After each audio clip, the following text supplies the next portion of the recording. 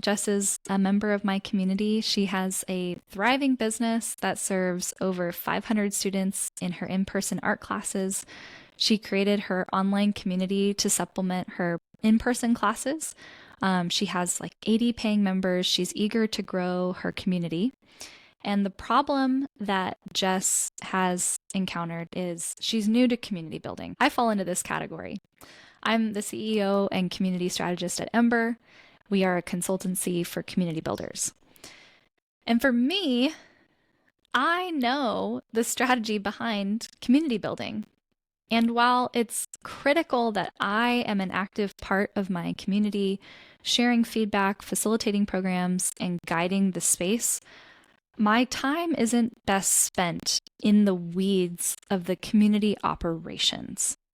So the problem for me is finding someone who can take over operational tasks. So this is another example of someone in my sphere who this is Charisse, and Charisse is the CEO at Level Best. It's a firm for operations consulting for financial advisors.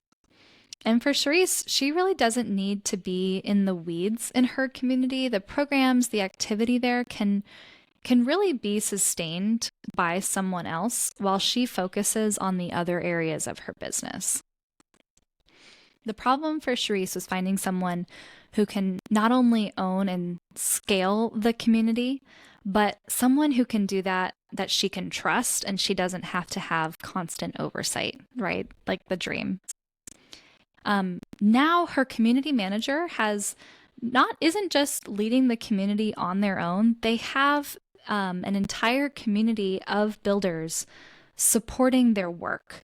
So even though Charisse doesn't necessarily know how to tell if this person is on the right track or not, their new community manager has the support of a team who can tell, who can help course correct, who can help support or see where the blind spots might be.